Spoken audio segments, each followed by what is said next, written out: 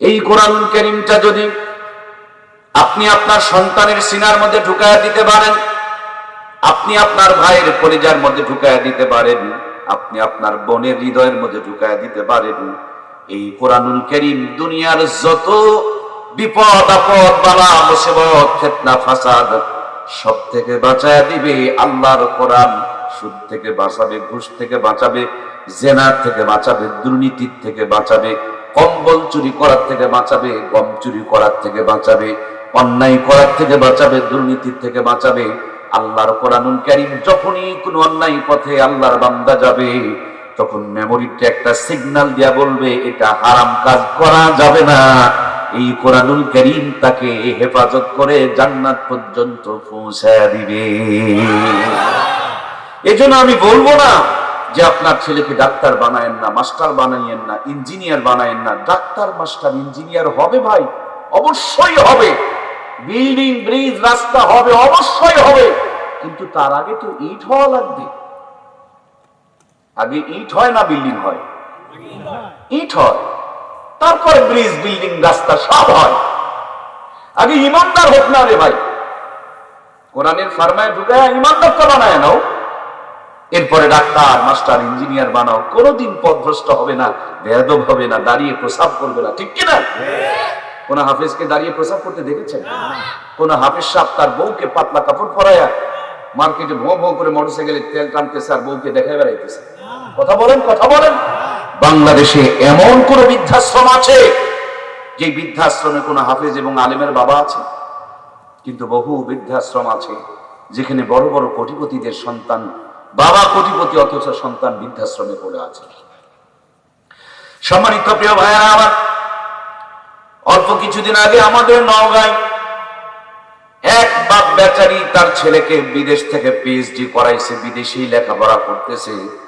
বাবা মারা গিয়েছে, বিদেশ থেকে এসেছে, মাটি দেওয়ার পূর্বে জানাজার নামাজে দাঁড়াইছে। নিম্নে হলো ৩-৪ ঘন্টা ডুকরায় ডুকরায় কাঁদতেছে। এরপর ছেলেটাকে জিজ্ঞেস করা হচ্ছে, বাবা কান্না করছো কেন? ছেলেটা বলছেন, বাবা আমাদের সব শিখাইলেন, বাংলাদেশের টুকু নয় বিদেশেও পাঠাইলেন, পৃথিবীর শ্রেষ্ঠ বিদ্যাপীঠ থেকে আমাকে জ্ঞান অর্জন করাইলেন। আহারে বাবা, এমন কি পড়া পড়াইলা, আর আমি এমন কি পড়া পড়লাম, আজকে বাবার জানাজার নামাজটা পড়াইতে পারি না। আমার মনে হয় এই পড়া আর 1 পয়সা কোনো দাম নাই। কথা বলুন ঠিক কিনা? এজন্য প্রিয় ভাইয়েরা আমার, সন্তান ডাক্তার মাস্টার ইঞ্জিনিয়ার হতে বাধা নাই, কিন্তু ডাক্তার মাস্টার ইঞ্জিনিয়ার হওয়ার আগে যদি ইমানদার বানিয়ে নেই, তাতে কি কোনো সমস্যা আছে প্রিয় ভাই? সেজন্যই আল্লাহ তাআলা প্রথমে নামাজের কথা বলেন নাই, রোজার কথা বলেন নাই, হজের কথা বলেন নাই, যাকাতের কথা বলেন নাই। প্রথম যেই ঘোষণা করেছেন, প্রথম যেই বাণীটা আমার আল্লাহ তাআলা পেশ করেছেন, বান্দার জন্য আল্লাহর পক্ষ থেকে প্রথম যেই নির্দেশখানা এসেছেন, পড়ো, জ্ঞান অর্জন করো। শিক্ষা জাতির মেরুদণ্ড, শিক্ষা পাওয়া, শিক্ষা শক্তি, শিক্ষায় ক্ষমতা। এই পৃথিবীতে তারাই রাজত্ব করে যারা যত বেশি শিক্ষিত হতে পেরেছে। এই পৃথিবীর সবচেয়ে বড় সম্পদের নাম হলো শিক্ষা। দুনিয়ার সব কিনা যায়, কিন্তু জ্ঞান কিনা, এটাই হলো অমূল্য রতন। এজন্য ইসলাম সবচেয়ে বেশি জ্ঞান অর্জনের গুরুত্ব দান করেছেন। আল্লাহর হাবিব সাল্লাল্লাহু আলাইহি ওয়াসাল্লাম বলেন, যখন ইলমে দ্বীন অর্জন করার জন্য তলেবে ইলমের রাস্তা দিয়ে হেঁটে যায়, আল্লাহর নূরের তরি জান্নাতের ফেরেশতাগুলো তাদের পায়ের নিচে পর বিছায়া দেয়। ওরা যখন কোন রাস্তার কিনারে দিয়া যায়, গর্তের পিপলিকা পানির ভিতরের মাছগুলো পর্যন্ত তাদের মাগফিরাতের জন্য দোয়া করে। তারা যদি কোনো কবরের কিনার দিয়া যায়, মদিনাওয়ালা বলেন 40 দিন পর্যন্ত এই কবরের আযাব আমার আল্লাহ তাআলা তাদের শানের বদলতে মাফ করে দেয়। আমার প্রিয় ভাইয়েরা, এজন্য আপনার সন্তান সব হবে, মূল কথা আগে ইমানদার হবে। আমাদের বাংলাদেশের একজন দার্শনিক আলেম হাফিজ হুজুর রহমাতুল্লাহি আলাই, যিনি বটগাছের নির্বাচন করেছিলেন, তিনি একটা অনেক গুরুত্বপূর্ণ কথা বলে গিয়েছেন। আজকের আলোচনার মধ্যে যেই কথাটা আমি আপনাদের মাঝে দিয়ে যেতে চাই, আমি যে এসেছি, আমি চলে যাব, শুধু এই 2টা কথা আপনাদেরকে দিয়ে যাব। এই কথা দুটো যদি আপনি আপনার জীবনে ধারণ করতে পারেন, আমি চ্যালেঞ্জ করে বলতে পারি, আল্লাহর উপরে ভরসা রেখে বলতে পারি, এই দুইটা কথা জান্নাত থেকে বাঁচায়া প্রত্যেককেই জাহান্নাম থেকে বাঁচায়া জান্নাত পর্যন্ত পৌঁছায়া দিবে। কথা দুটা খুবই সহজ। এক নাম্বার কথা, ধর্মহীন কর্মশিক্ষা। দুই নম্বর কথা, কর্মহীন ধর্মশিক্ষা। ধর্মহীন কর্মশিক্ষা, কর্মহীন ধর্মশিক্ষা, এই দুটি হলো জাতির জন্য অভিশাপ। কথাটাকে একটু কঠিন হয়ে গেছে, একটু সহজ করে বোঝেন।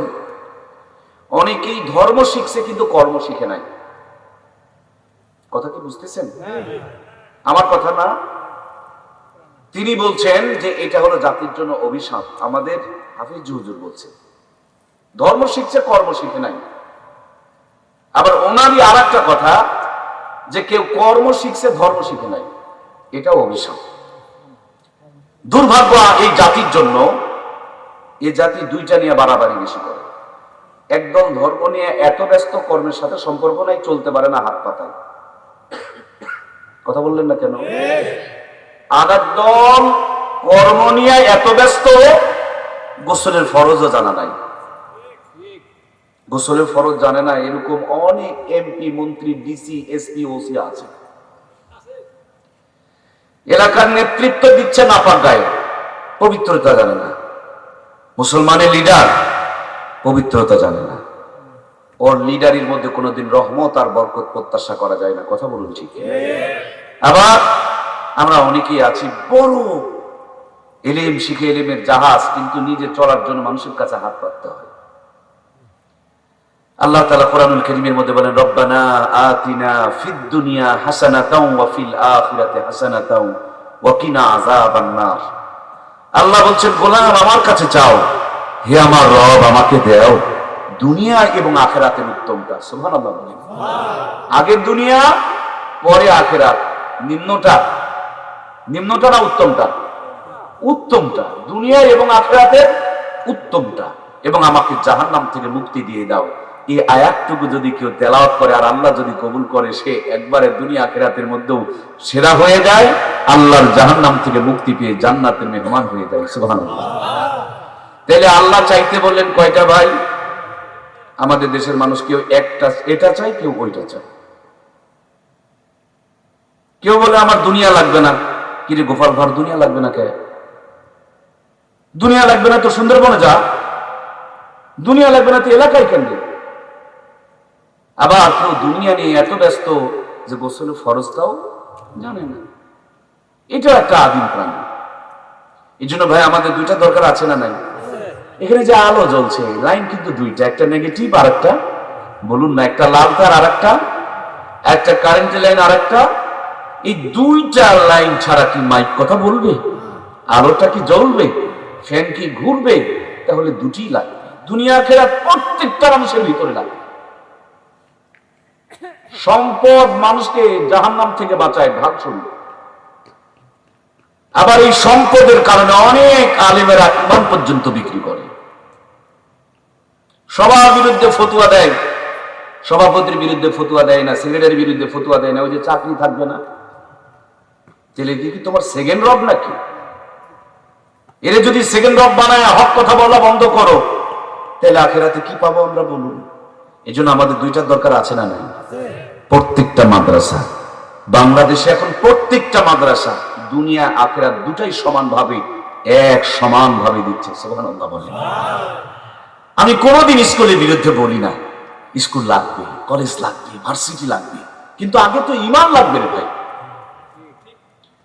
আপনি যদি আপনার সন্তানকে স্কুলে দেন, দিনের বেলা পড়বে, আর সন্তানকে যদি মাদ্রাসায় দেন, দিনেও পড়বে রাতেও পড়বে। আমি যদি বলি ভোরেও পড়বে, তাহাজ্জুদের মুহূর্ত থেকে পড়বে, রাতের 3টার থেকে পড়বে। কথা ঠিক না ভাই? ঠিক। তার মানে স্কুলে দিলে যা পাই, মাদ্রাসায় দিলে কম করে হলেও 3 গুণ পাই। স্কুলে দিলে শুধু দুনিয়ারটা পাই, আর মাদ্রাসার দিলে দুনিয়ারটাও পাই, আখিরাতেরটাও পাই। আল্লাহর কোরআনের উপরে আমল হয়ে যায়। কথা বলুন ঠিক কিনা? এই জন্য প্রাণপ্রিয় ভাইয়েরা আমার, আমরা আমাদের কলিজার টুকরা দরদের সন্তানগুলোকে কোরআনের সাথে সম্পৃক্ত করায় দিব কেন? আপনি আপনার সন্তানকে কোরআনের সাথে জড়িয়ে দিবেন, কারণ কোরআনুল কারীম এমন একটা দামি নিয়ামত, কোরআনুল কারীম এমন একটা দামি সম্পদ। কোরআনুল কারীম আল্লাহর পক্ষ থেকে বান্দার জন্য এমন একটা শ্রেষ্ঠ উপহার। এই কোরআনুল কারীম যেখানে যেমনি যেভাবে যার সাথে লেগেছে, আল্লাহর কোরআনের ছোঁয়া লাগার কারণে প্রত্যেকটা জিনিসের শান, মান, মর্যাদা আর মর্তবাকে বাড়িয়ে দিয়েছেন কে? এই কোরআনুল কারীম আরশ আজিমে ছিল, আরশ আজিমের মর্যাদা বেড়ে গেল। একজন ফেরেশতা নিয়ে আসলেন, মুআল্লিমুল মালাইকা, ফেরেশতার মাঝে সর্দার হয়ে গেল। এই কোরআনুল কারীম একটা পাথরের পাহাড়ে নাজিল হলো, পাথরের পাহাড়কে আল্লাহ তাআলা আলোর পাহাড় বানায়া দিল। এই কোরআনুল কারীম রমজানুল মুবারকে নাজিল হলো, 11 মাসের মধ্যে আমার আল্লাহ তাআলা সেরা আর শ্রেষ্ঠ বানায়া দিল। এই কোরআনুল কারীম একটি মুবারক রাত্রে নাজিল হলো, লাইলাতুল কদরি খায়রুম মিন আলফি শাহর, 1000 মাসের চাইতে, মানে 83 বছর 4 মাসের চাইতে আমার আল্লাহ তাআলা উত্তম বানায়া দিল। এই কোরআনুল কারীম যেই কাগজের মধ্যে লেখা হয়েছে, এই পৃথিবীর মধ্যে কোরআন লেখনেওয়ালা কাগজকেই আল্লাহ তারা সবচেয়ে, এই কোরআনুল কারীম যেই কভারে জড়ানো হয়েছে তার দাম বেড়ে গিয়েছে। এই কোরআনুল কারীম যে রেহেল কাঠের উপরে পড়া হয়, সেই রেহেল কাঠের দাম বেড়ে যায়। এই কোরআনুল কারীম যদি আপনি আপনার সন্তানের সিনার মধ্যে ঢুকিয়ে দিতে পারেন, যেখানেই থাকুক আপনার আমার সন্তানের সম্মান মর্যাদাটুকু বাড়িয়ে দিবেন কে? আমি জানি ওয়াজে বলবেন কিন্তু স্কুলে পড়াবেন, এখানে ঠিকই বলবেন কিন্তু ওখানে গিয়া স্কুলে আপনার সন্তানকে আপনি দিবেন। আমি এটাও জানি যে কেন আপনি দিবেন। আপনি ভেবেছেন যে স্কুলে যদি না পড়ে বড় বড় কোটিপতি হতে পারবে না, মাদ্রাসায় পড়ে তো অনেক বড় ধনী হওয়া যায় না, এই জন্য আপনি আপনার সন্তানকে মাদ্রাসায় দিবেন না। আমি বলি শোনেন, ধনী হওয়া এক জিনিস আর সুখী হওয়া আর এক জিনিস। স্কুলে পড়ে সুদ ঘুষ খেয়ে ধনী হতে পারবে কিন্তু সুখী হতে পারবে না। আসমানের নিচে জমিনের উপরে আজও যদি রিসার্চ করেন, কোরআন ওয়ালার সবচেয়ে সুখী, কথা বলুন ঠিক কিনা? যদি বিশ্বাস না করেন, আমার সিরাজগঞ্জের ভাইয়েরা, পুরা সিরাজগঞ্জ থেকে খুঁজে খুঁজে বড় বড় সুদখোর, ঘুষখোর, জুয়াচোর, বাটপার, চিটার, মদখোর, তাসখোর, ফেন্সিখোর, গাঁজাখোর, এক কথায় যত বড় বড় হারামখোর আছে সবগুলোকে দাওয়াত দিয়া একটা লাইনে খাবার খেতে দেবেন। এলাকার যত বড় বড় ইমাম, মুয়াজ্জিন, মুফতি, মুহাদ্দিস, মুফাসসির আছে, এদেরকে দাওয়াত দিয়ে আর একটা লাইনে বসায়া দিবেন। ইমাম সাহেবের দিকে একই খাবার, আবার হারামখোরদের দিকে একই খাবার। দেখবেন ইমাম সাহেব চোখের পলকে 3 প্লেট তুলে ফেলবে, আর হারামখোররা হাফ প্লেট নিয়ে নাড়াচাড়া করবে, কথা বলুন ঠিক কিনা? খেতে চাইলেই হবে না, জিহ্বায় তো স্বাদ থাকা লাগবে। কোরআন তেলাওয়াত করে, সত্য কথা বলে, জিহ্বায় আল্লাহ স্পেশাল স্বাদ ঢুকায় দিয়েছে, সুবহানাল্লাহ বলে। ওরা হাফ প্লেট খাওয়ার পর নাড়াচাড়া করবে, পেটের মধ্যে গড়গড় গড়গড় শুরু হবে, র্যাব আর সার্জেল গ্যাসের বড়ি খুঁজবে। আর ইমামকে যদি বলেন, হুজুর আম্মা তো পায়েস বানায় রাখছে, দেখবেন 3 প্লেট খাওয়ার পর আবার হাফ কেজি তুলবে। এরপরে যদি আবার মিষ্টি বয়, আবার হাফ কেজি তুলবে। বাসায় গিয়ে দেখবেন আলু ভর্তা যে স্বামী স্ত্রী 2 জন খেতে বসেছে, বিবি স্বামীর মুখে তুলে দেয়, স্বামী বিবির মুখের মধ্যে তুলে দেয়, চোখের পলকে আবারও 3 পোয়া চালের ভাত তুলে ফেলে দিয়েছে। আবার যখন ভাঙা ঘরে হালাল বউকে বুকে জড়িয়ে নিয়ে বিছানায় মাথাটা লাগিয়ে দিয়েছে, দোয়া খান পড়েছে, আল্লাহুম্মা বিসমিকা আমুতু ওয়া আহইয়া, ফজর পর্যন্ত ভোঁ ভোঁ করে নাক ডাকে আর ঘুম পাড়তেছে। হারামখোরের খবর নিয়ে দেখো, রাতের বেলা 2টা রুটি খায়, তাও হজম করতে পারে না। আবার ঘর অনেক সুন্দর, কিন্তু ঘরের মধ্যে বউ থাকে না, স্বামী এক ঘরে, বউ আর এক ঘরে, দামি দামি মোবাইল ফোন ব্যবহার করে। এই মোবাইল স্বামী স্ত্রীর কাজে লাগে না, পরক্রিয়া ব্যবহার করে, কইতেও পারে না, সইতেও পারে না, সেরার মতন গড়াগড়ি করে, একই রাত্রে 2টা 3টা করে ঘুমের বড়ি মারে, তারপরে কাম হয় না। এক পর্যায়ে চিন্তা করতে করতে, টেনশন করতে করতে বিছানায় স্টক করে পড়ে থাকে, কথা বলুন ঠিক কিনা? এই জন্য সুখী যদি হতে হয়, আল্লাহর কোরআন ছাড়া সুখী হওয়া সম্ভব নয়। এটা এমন একটা নিয়ামত, এই নিয়ামত যেখানে যার কাছে যার সঙ্গে যতটুকু লেগেছে প্রত্যেকটা জিনিসের সম্মান মর্যাদাকে আমার আল্লাহ তাআলা বাড়িয়ে দিয়েছে। যুগে যুগে নবী রাসূল পাঠিয়েছেন, আল্লাহ তাআলা তাদের কাছে অসংখ্য মুজিজা দান করেছেন। নবী রাসূলগুলো বিদায় নিয়ে চলে গিয়েছে, তাদের মুজিজাগুলো তার সাথে বিদায় নিয়ে চলে গিয়েছে। যেমনটি ভাবে দাউদ আলাইহিস সালাম নামক আল্লাহ তাআলা একজন পয়গম্বর পাঠিয়েছিলেন, অত্যন্ত মজার একটা সুন্দর কণ্ঠ তারে দান করেছিলেন। তিনি যখন তাওরাত থেকে তেলাওয়াত করতেন, আকাশের উড়ন্ত পাখিগুলো জ্ঞান হারায় জমিনে পড়ে যেত, সাগরের কিনারে তেলাওয়াত করলে মাছগুলো ভেসে উঠতো, গাছের নিচে তেলাওয়াত করলে গাছের পাতাগুলো ঝরঝর করে জমিনের মধ্যে পড়ে যেত। এত সুন্দর মায়ার কণ্ঠ দিয়েছিলেন। তিনি চলে গেলেন, তার কণ্ঠ সাথে করে নিয়ে চলে গেলেন। আল্লাহ তারে আরো একটা মুজিজা দিয়েছিলেন, লোহার মধ্যে যদি হাত দিতেন লোহা গলে মম হয়ে যেত। পয়গম্বর চলে গেল, মুজিজা তার সাথে বিদায় নিয়ে চলে গেল। তার সন্তান হযরতে সুলাইমান গোটা পৃথিবীর নবুয়ত সাথে সাথে বাদশাহী আমার আল্লাহ তাআলা দান করলেন। কোনো ইঞ্জিন নাই, কোনো ড্রাইভার নাই, ডিজেল অকটেল কেরোসিন পেট্রোলের কোনো প্রয়োজন হয় নাই। বিসমিল্লাহ বলেছে, সিংহাসন চালু হয়ে গিয়েছে, সুবহানাল্লাহ বলেছে, আলহামদুলিল্লাহ বলেছে, উপরের দিকে উঠেছে, নিচের দিকে নেমেছে, পৃথিবীর এক প্রান্ত থেকে আর এক প্রান্তরে চলে গিয়েছে।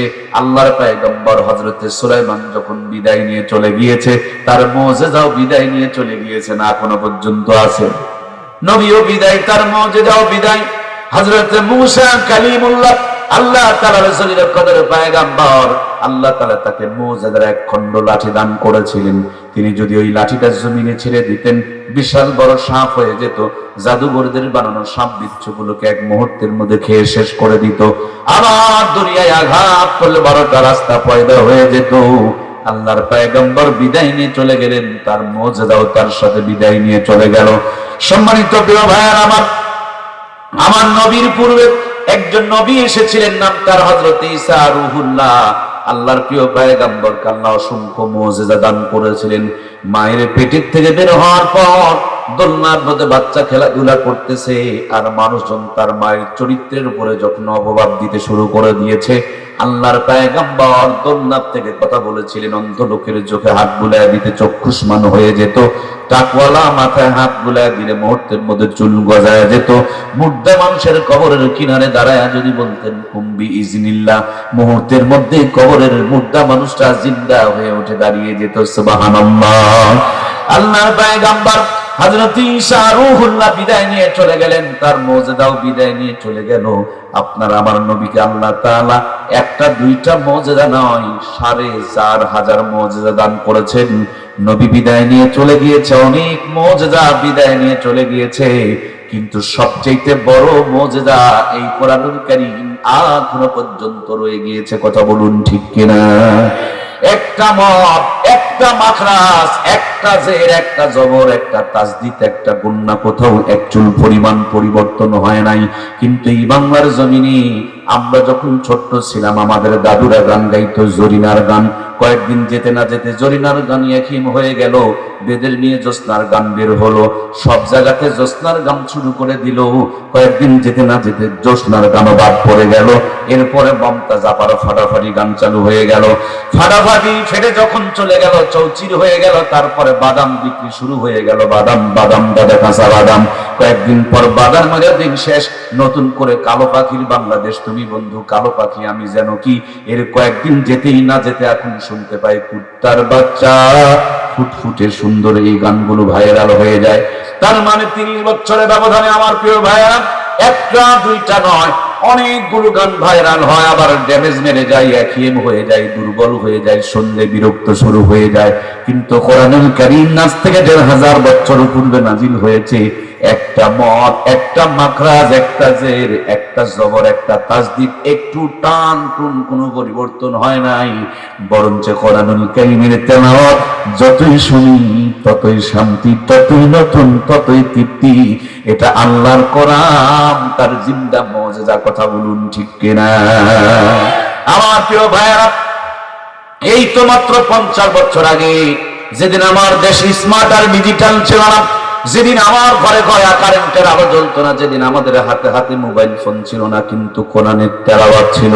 আহারে কোরআনের তেলাওয়াতওয়ালা ঘরে মাশকালার ডাবল তেলানি হয়েছে। এক বাড়ির তেলানি যেন গোটা গ্রাম ছড়িয়ে পড়েছে। একদিন আতপ চালের বিরিয়ানি খেলে 2 দিন পর্যন্ত হাত থেকে সুগন্ধ বের হয়েছে। একদিন যদি ইলিশ মাছ আর পান্তা ভাত খাওয়া গিয়েছে, কম করে হলেও 3 দিন পর্যন্ত সুঘ্রাণ ছড়িয়েছে। এখন আমরা স্মার্ট আর ডিজিটাল হওয়ার পর সেই পাথর ঘাটার থেকে প্যাকেট করে একবারে বরফ দেওয়া টাটকা ইলিশ মাছ আমদানি করে নিয়ে আসতেছে। ভাঙা ঘর 10 তলা বিল্ডিং বানিয়েছি। মূর্খ নানি দাদিদের উন্নতি করে এমএ পাস করিয়েছি। নরমাল চুলা ভেঙে দিয়ে গ্যাসের চুলা ঢুকিয়েছি। সাধারণ মশলা বাতিল করে রাঁধুনি গুঁড়া মশলা ব্যবহার করছি। কত উন্নতি করেছেন, ঘন্টা পেরিয়ে যাবে, উন্নতির ফিরিস্তি শেষ হবে না। কিন্তু যোগ্য খবর নিয়ে দেখেন, রান্নার পরে খাবার সময় নাকে নিয়ে চেক করতে হয় ইলিশ না সিলভার কাপ। কথা বলুন ঠিক কিনা? আগে কি সুন্দর দিন কাটাইতাম আমরা, আগে কি সুন্দর দিন কাটাইতাম। ফজর যখন হইতো মাঝে মাজান দিত, মধুরা জান শুনে বিছানা ছাড়িতাম আমরা, মধুরা জান শুনে ঘুম ছাড়িতাম। যতই থাকুক কাম আগে নামাজ পড়িতাম, হাজার থাকুক কাম আগে নামাজ পড়িতাম। নামাজ পড়িয়া কোরআন পড়িতাম আমরা, নামাজ পড়িয়া তেলাওয়াত করিতাম। আগে কি সুন্দর দিন কাটাইতাম আমরা, আগে কি সুন্দর দিন কাটাইতাম। জোরে বলুন মারহাবা। কি সুন্দর সোনালী দিন। যেই দিন কোন চেয়ার মায়েদের দখলে ছিল না, কিন্তু মায়েদের দখলে ছিল মাথায় ঘুমটা, মায়েদের দখলে ছিল ফুল হাতা জামা, মায়েদের দখলে ছিল পেট ঢাকা পোশাক। এই তো 50 বছর আগে মূর্খ নানি দাদির বিয়ে হয়েছে। আমার আপনার মূর্খ নানু আর নানি আর দাদিকে নানু আর দাদুরা তখনকার জামানার 500 টাকা নগদ পণ দিয়ে বিয়ে করেছে। ওই 500 টাকা দিয়ে সিরাজগঞ্জ শহরের মিডিল প্লেসে কিন্তু 5 বিঘা জমি কিনে পাওয়া গেছে। 5 বিঘা জমির মূল্য দিয়া যেই নানি দাদির বিয়ে করা হলো, ওই নানি দাদির পেটে 12টা 15টা 18টা সন্তান জন্মগ্রহণ করলো। একটা নানি দাদিকেও কষাইখানা নিয়ে পেট ছেড়ে বাচ্চা বের করা দরকার পড়লো। ভুল কইলাম নাকি? সব করে সন্তানকে বুকের দুধ খাওয়া লালন পালন করেছে। কোটার দুধ তো ছিলই না, গাভীর দুধে দরকার পড়তো না, বাচ্চা দুধ খেয়ে শেষ করতে পারতো না। এখন স্মার্ট আর ডিজিটাল জামানা, সব চেয়ার খালাম্মা ফুবি আম্মা চাচি আম্মারা দখল করে নিয়েছে। আমাদের কপালে দামি কোনো চেয়ার জোটে না। ওনারা আইন পাশ করেছে 18 বছর আগে বিয়ে দেওয়া যাবে না। আবার বিয়ের পর পদ্ধতি চালু হয়ে গিয়েছে, 5 বছর কাটায় দাও, এত তাড়াতাড়ি বাচ্চা নেওয়া হবে না। 25-30 বছরে যখন সন্তান নিতে চাই, সিরাজগঞ্জের ভালো একটা গাইনি ডাক্তারের সাথে যোগাযোগ শুরু করে দেয়। পেটে বাচ্চা আসার পর ইসিজি, এক্সরে, আলট্রাসাউন্ড শুরু হয়ে গেল। কায়দায় না বেকায়দায় ভিটামিন আছে না নাই, ক্যালসিয়াম আছে না নাই, আয়রন আছে না নাই, জিঙ্ক আছে না নাই, হাজার তরিকার পদ্ধতি চালায়, কিন্তু পেটের ভুঁড়িটুকু ঢেকে রাখতে চায়। বুকে ওড়না খুঁজে পাওয়া যায়, মাথার উপরে তাদের কোনো কাপড় থাকে না। এই জন্য খেয়াল করে দেখবেন আমার প্রিয় ভাইয়েরা, 80 থেকে 90% মা বোনকে এখন কষাইখানা নিয়ে পেট চিরে চিরে বাচ্চা বের করতে হয়। কথা বলুন ঠিক কিনা? ওরা জীবনটাকে, শরীরটাকে, বডিটাকে রেখেছিলেন ঢাকা কোরআন সুন্নাহর আদর্শ দিয়া। এই জন্য ওখানে রহমত আর বরকত পয়দা হয়েছে। আর যারা ইজ্জত বের করে প্রদর্শনী করতেছে, তাদের পেট থেকে চিটার বাটপা আর লুচ্চা গুন্ডাই খালি পয়দা হচ্ছে। কথা বলুন ঠিক কিনা? অল্প কয়েকদিন আগে, কষ্ট নিচ্ছেন না তো আবার? অল্প কয়েকদিন আগে বগুড়াতে এক মাহফিল থেকে নামার পর ছোট্ট একটা বাচ্চা খুলে তুলে দিয়ে বলছে, হুজুর বাচ্চাটাকে বাতাস লাগছে, একটু ফু দিয়ে দেন তো, পানি পড়ে দেন তো। আমি জিজ্ঞেস করলাম বাতাস লাগলো কেমনি? বলে ছোট বাচ্চা বোঝে নাই, ভাজা পোড়া খাইছে আর দৌড়াদৌড়ি করছে, এই জন্য বাতাস লাগছে। পাতলা পায়খানা, বমি করছে, কান্নাকাটি করছে, পেট ব্যথা করতেছে। আমি সূরা ফাতিহা পড়ে পানিতে ফু দিয়া দিলাম। কিছুক্ষণ পরে তারা এসে বললেন বাচ্চাটার কান্নাকাটি বন্ধ হয়েছে, পাতলা পায়খানা, বমি বন্ধ হয়েছে, ঘুমিয়ে পড়েছে। আমার মাথার যেন যন্ত্রণা শুরু হয়ে গেল। হাই, এতটুকু বাচ্চা ভাজা পোড়া খাইতে খাইতে বাহিরে গেলে যদি বাতাস কুতাস লাগে গো। এমনি তো আমাদের মা বোনগুলো ফর্সা, এমনি পাচ্ছে না, তারপরে কোনো ভরসা। এরপরও বিউটি পার্লারে গিয়ে সাজুগুজু করতেছে, মুসলমানের পোশাক কুরবানি করে দিয়া কিরণমালা কটকটি নাস্তিক মার্কা কাটা ফাটা পোশাক ভরেছে। রাত মানে না, দিন মানে না, সকাল সন্ধ্যার তাওয়াক্কা করে না, খালি টোটো কোম্পানি ম্যানেজারের মতন বো বো বো বো করে রাস্তা পথে পায়চারি করে। এভাবে বেহায়ার পোশাক পরে বুক পিট বের করে বাংলার জমিনে যদি মা বোনরা ঘোরাফেরা করে, এদের নেংটা পোনার কারণে, বেপরদা পোনার কারণে, বেহায়া পোনার কারণে আল্লাহর আযাব আর গজবের বাতাস লাগে কি লাগে না? লাগে লাগে লাগে। আযাব আর গজবের বাতাসে কাল বৈশাখী ঝড় আসে, এ আযাব আর গজবের বাতাসে কিন্তু ভূমিকম্প, ভূমিধস, ঘূর্ণিঝড় আসে। এই আযাব আর গজবের বাতাসের কারণে খাবারের স্বাদ উঠে গিয়েছে। এই আযাব আর গজবের বাতাসে রহমত আর বরকত বিদায় নিয়ে চলে গিয়েছে। আজ থেকে 50 বছর আগে এই আযাব আর গজবের বাতাস ছিল না।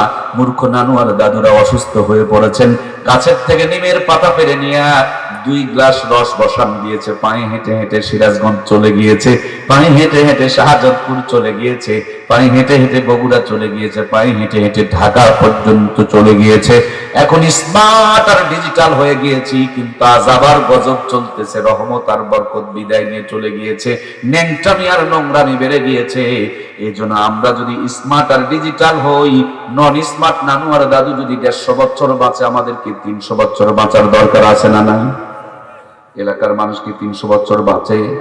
অথচ 50 বছর আগে ঠিকই তারা 150 বছর বাঁচত। কথা বলুন ঠিক কিনা?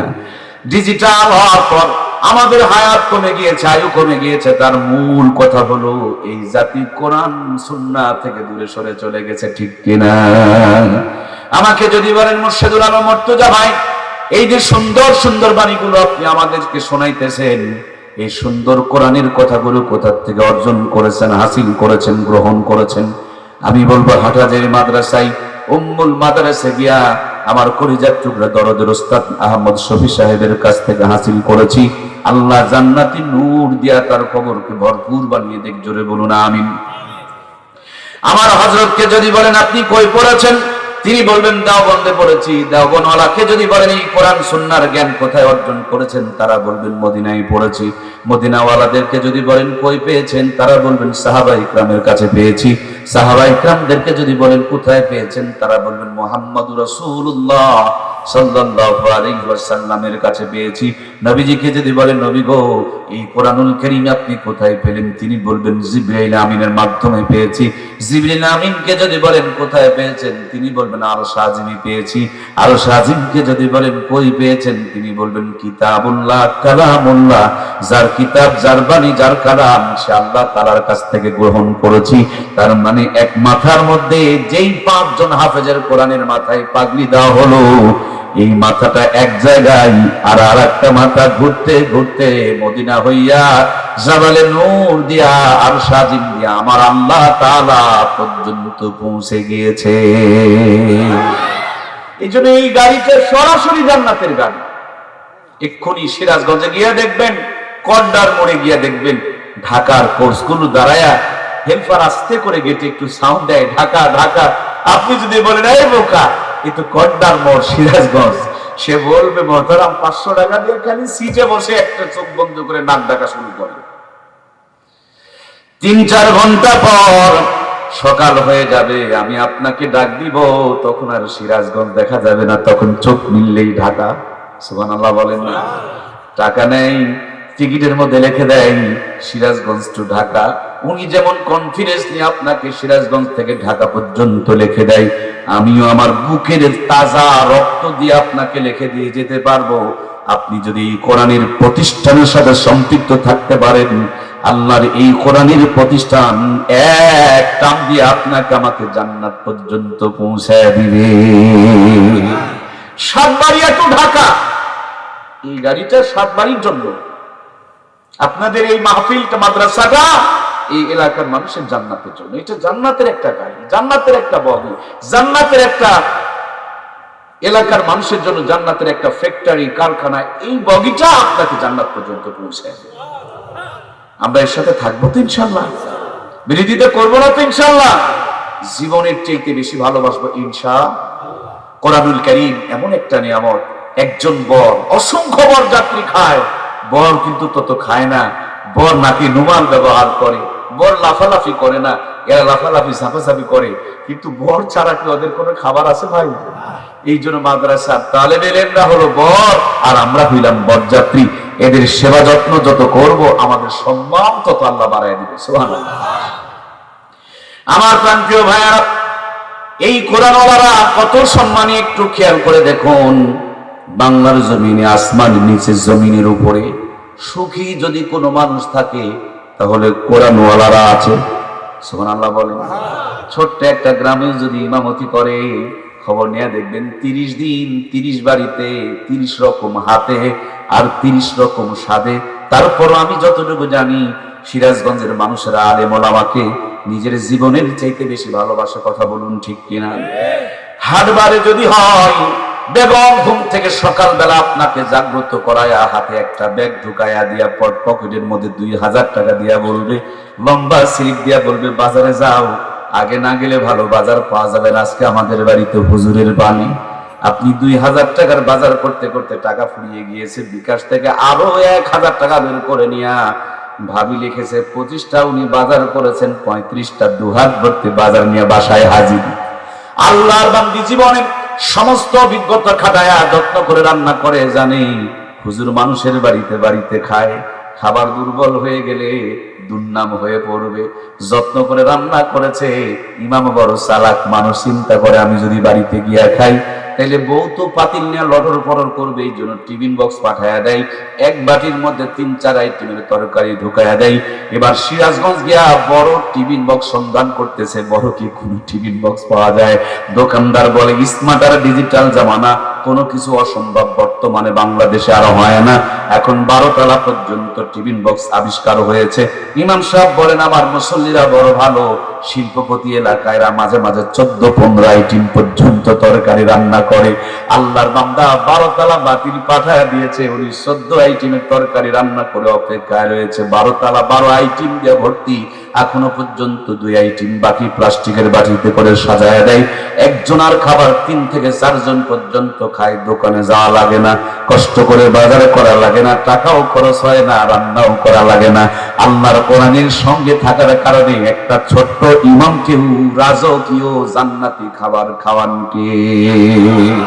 এই তোমার খাবার থাকতে পারে, তুমি খেতে পারবা না, তোমার ডায়াবেটিস, আর মোল্লার কথা বলো, খালি দিয়ে দেখো না।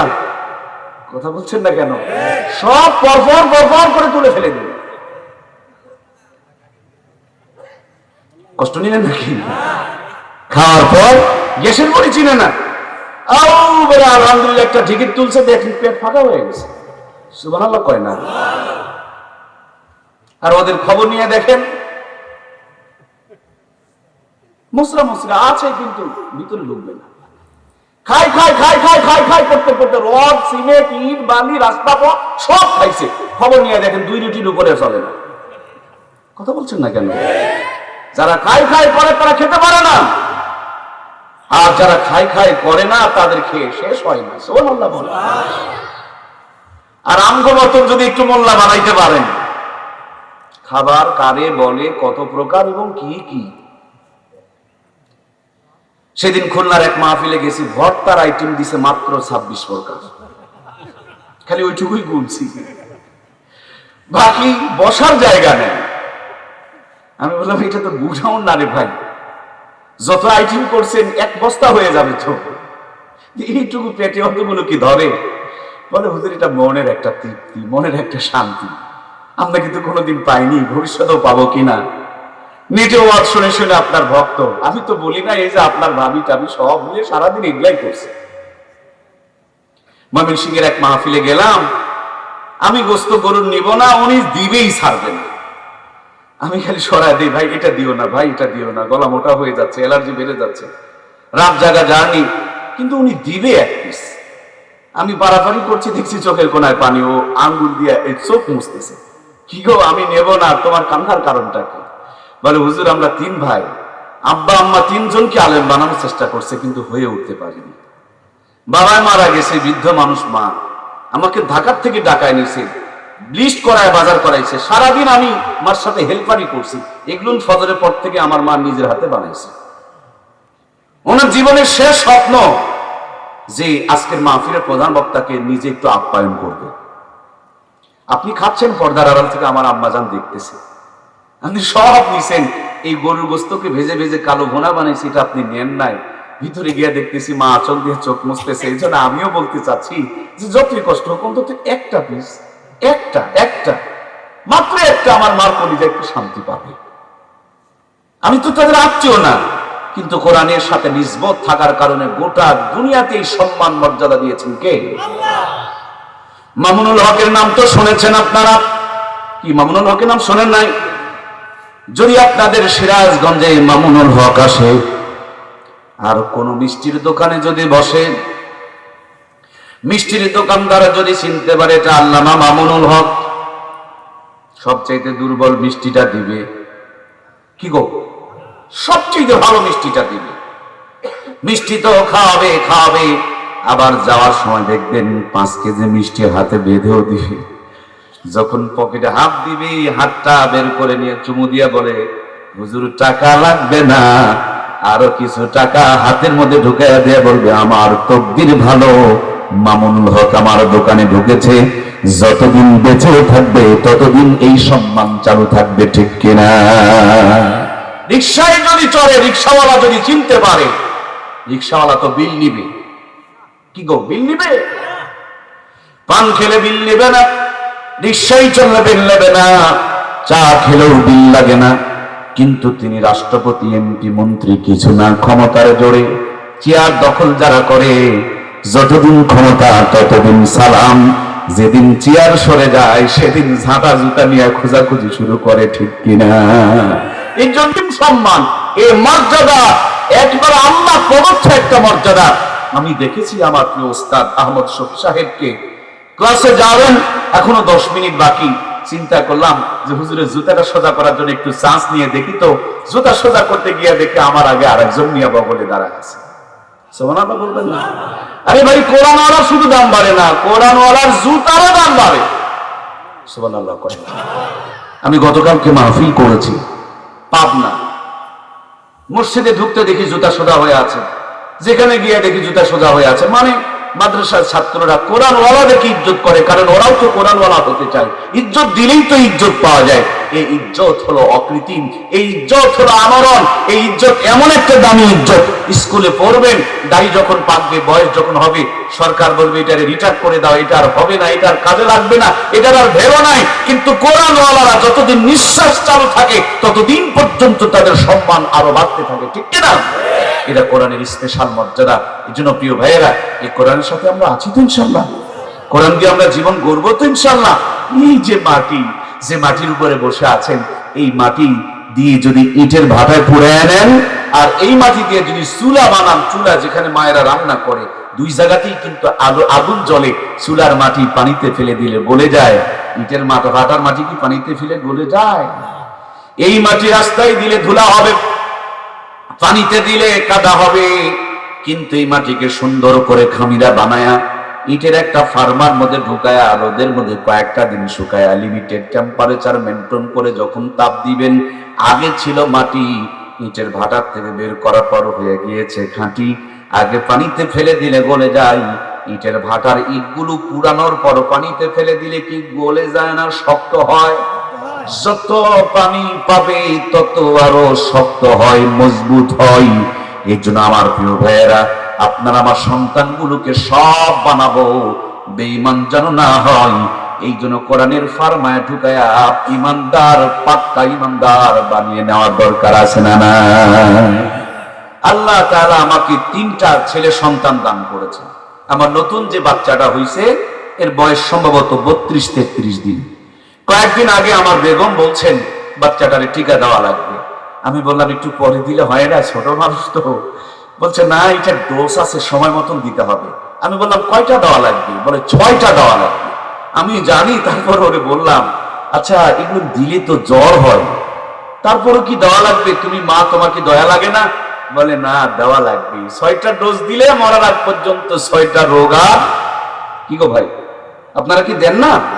6টা ডোজ দিলে 6টা রোগ আর হবে না। আমার প্রিয় ভাইয়া, কয়েকদিন আগে করোনা এসেছিল, নিজেরা টিকা দিয়েছি, সন্তানদেরকে বাবা মাকে টিকা দেওয়াইছি। কারণ করোনার টিকা দিলে ইমিউনিটি বেড়ে যাবে, রোগ প্রতিরোধ ক্ষমতা বেড়ে যাবে, করোনার থেকে মুক্তি পাওয়া যাবে। শীতের দিনে সবাই শীতের পোশাক এসেছি, কারণ এই পোশাক পরলে ঠান্ডা দূরে থাকবে, ভিতরে গরম লাগবে, নিউমোনিয়া থেকে বাঁচা যাবে। বৃষ্টির দিনে দেখবেন ছাতা মাথায় দিয়া, রিংকট গায়ে দিয়ে আমরা চলাফেরা করি। বৃষ্টি পড়বে মগর ভিতরে ঢুকবে না, উপর দিয়ে স্লিপ করে চলে যাবে। ও ময়না, টিকা দিলে 6টা রোগ হয় না, করোনার টিকা নিলে করোনাও হয় না।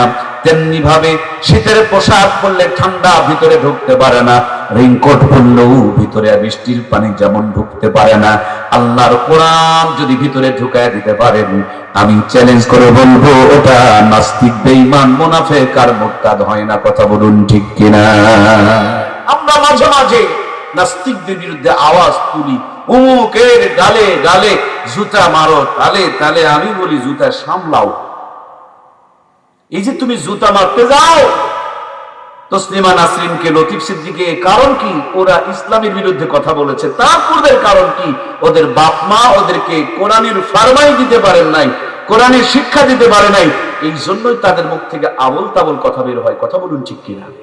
কিন্তু বন্ধু, তুমিও তো তোমার সন্তানকে কোরআন দাও নাই। বোঝা যাচ্ছে? ও ভাই, তুমিও তো তোমার মেয়েকে কোরআন পড়াও নাই। যে সমস্ত মেয়েরা ইজ্জত বের করে দেখায়, খবর নিয়ে দেখবেন তাদের সিনায় কোরআন।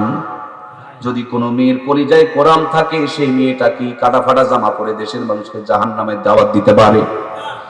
যদি কোনো মানুষের কলিজার মধ্যে কোরআন থাকে, সে প্যান্টের চেন খান খুলে দিয়া বল বিয়ারিং রিং পিস্টন করে বের করে ছটছট করে ছেড়ে দিতে পারে।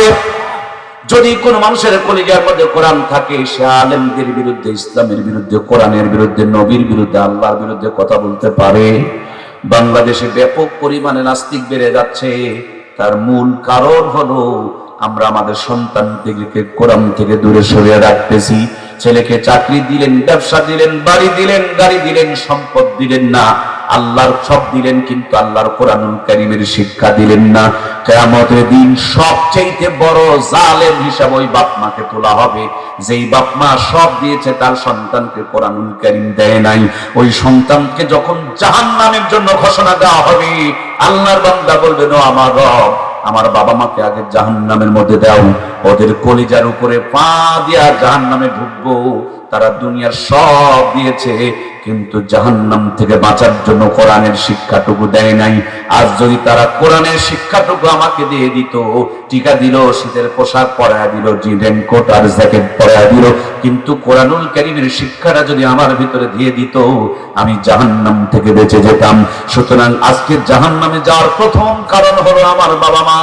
তারা আমাকে কোরআনুল কারীম থেকে মারুন করেছে, দূরে রেখেছে, আমাকে কোরআন চিনতে দেয় নাই, বুঝতে দেয় নাই, আমাকে বাংলা, ইংরেজি, অঙ্ক চিনাইছে, কিন্তু আল্লাহর কোরআন আমাকে চিনিয়ে দেয় নাই। কিয়ামতের দিন সবচেয়ে জালেম হিসেবে, বড় জালেম হিসেবে আল্লাহর কাছে আসামি হয়ে দাঁড়াতে হবে। সুতরাং প্রিয় ভাইয়েরা, আল্লাহর আদালতে কোরআন ছাড়া কি আমরা জালেম হিসেবে দাঁড়াতে চাই? যদি না চাই, তাহলে আমাদের ছেলে মেয়েগুলোকে কোরআনওয়ালা বানানো দরকার আছে না নাই?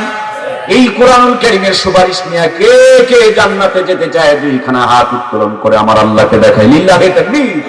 হাতগুলো উঁচু করেন, দুইখানা হাত উঁচু করেন, হাতগুলো এভাবে একটু নাড়া দেন। আরশ আজিম থেকে আমার রব দেখছেন, আলো বাতাস সাক্ষী হয়ে থাকতেছে, জমিনে, ময়দানে, সামিয়ানা সব আপনার আমার জন্য কিয়ামতের দিন নাজাতের জড়িয়া হবে, নাজাতের সাক্ষী দিবে।